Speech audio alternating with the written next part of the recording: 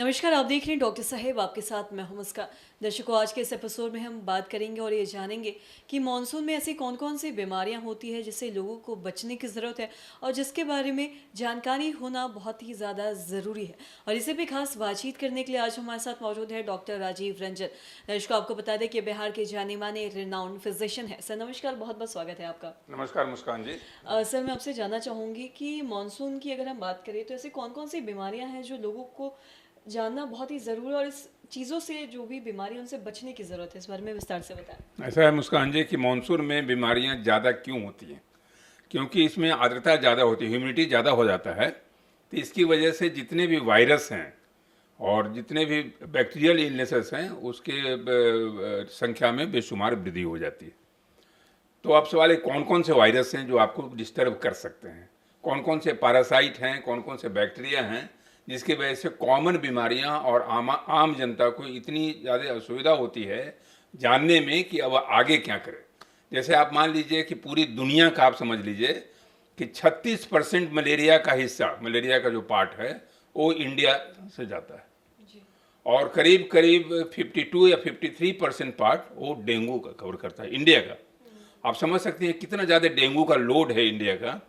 और डेंगू की सबसे बड़ी बात यह है कि ये दोनों बीमारियां एक तो पैरासाइट से होता है, एक वायरस से होता है और दोनों मच्छर से होता है।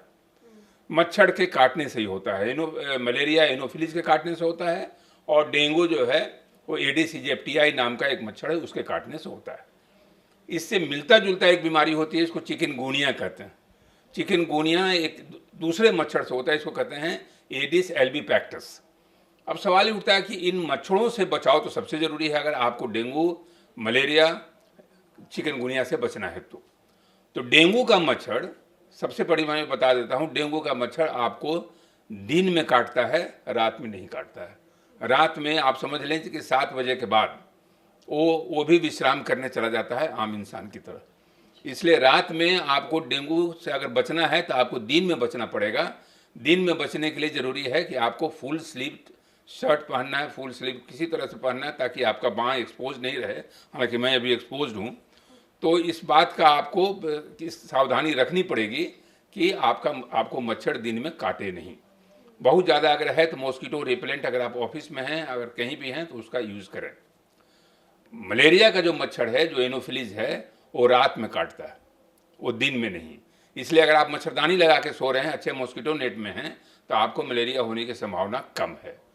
और चिकनगुनिया का जो मच्छर है वो दिन और रात दोनों में उसका कंटिन्यूअस काटना जारी रहता है। सबसे अच्छी चीज़ क्या है कि चिकनगुनिया में मौत नहीं के बराबर है। डेंगू में मौतें होती हैं। डेंगू में एक क्लासिकल डेंगू होता है, एक सीवियर डेंगू होता है WHO के अनुसार। तो आपको सतर्क रहना है कि जहाँ कहीं अगर ब्लड प्रेशर फॉल कर जाए, आपका चक्कर आ जाए, पसीना होने लगे, घबराहट हो जाए, ब्लड प्रेशर काफ़ी गिर जाए नीचे, तुरंत वॉल्यूम रिप्लेसमेंट कराना है, हॉस्पिटलाइज करना है, जिसको सीवियर डेंगू का लक्षण हो सकता है। प्लेटलेट गिर सकता है। लेकिन मैं यहाँ आपको आपके माध्यम से आगाह करना चाहता हूँ कि कई लोग प्लेटलेट अगर 10,000 20,000 भी कम हो जाता है, लोग घबरा जाते हैं, कहते हैं कि नहीं अब तुरंत प्लेटलेट चढ़ाना है, करना है। उसमें आपको खौफजदा होने की ज़रूरत नहीं है, उसमें आपको बेतरतीब तरीके से इधर उधर भागने की ज़रूरत नहीं है। प्लेटलेट जब तक 20,000 के नीचे नहीं जाए तब तक प्लेटलेट चढ़ाने की ज़रूरत नहीं पड़ती है। और चीज़ को आप देखते रहें तो इन सारी चीज़ों को अगर आप सतर्क रहिएगा। और डेंगू का 100% इलाज है घर में ही, जब तक आपको सीवियर या हेमरेजिक डेंगू नहीं हो जाए। मलेरिया में भी जब तक सर्विलर मलेरिया नहीं हो जाए, बहुत ज़्यादा घबराने की ज़रूरत नहीं है। तो इस बात का ध्यान रखना है। जी। और साथ ही से जैसा कि आपने डेंगू और मलेरिया की बात की है कि ये ज़्यादातर देखा जाता है मानसून में होता है लोगों को। इसके अलावा कोई ऐसी चीज़ जिससे लोगों को बचने की ज़रूरत है या फिर जो बीमारी ऐसी जो मानसून में ही देखा जाता है ज़्यादातर लोगों को? बिल्कुल सही मुस्कान जी, आपका ये सवाल इतना माकूल है अभी के लिए, क्योंकि अभी जो हम लोग देख रहे हैं टाइफाइड,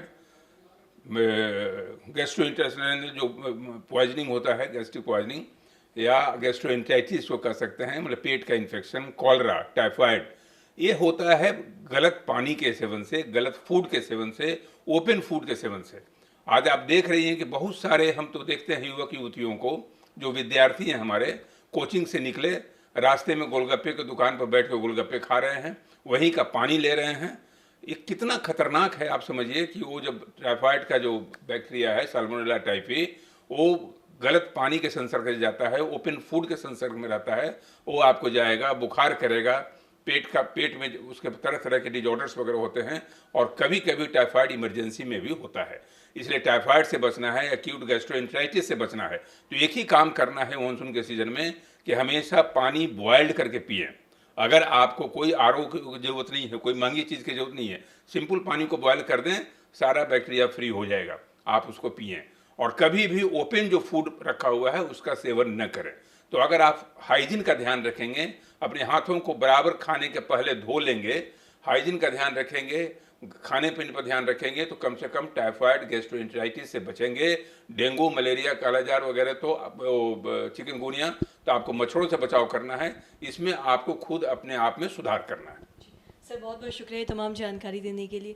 जो हमारे दर्शक हैं वो भी ये समझ पाए होंगे कि मानसून में ऐसी क्या कुछ सावधानी है जो बरतने की ज़रूरत है, वरना कहीं ना कहीं आप भी बहुत सारी बीमारियों से ग्रसित हो चुके हैं, हो जाएंगे। और साथ ही जैसा कि सर ने बहुत ज़रूरी चीज़ें बताई हैं कि हाइजीन का खास ख्याल रखना है, खाना खाने से पहले हाथ धोए, या फिर कहीं भी ऐसे बाहर जाके कुछ भी ना खा ले जिससे कहीं ना कहीं आपको बीमारी हो सकती है, टाइफाइड हो सकता है।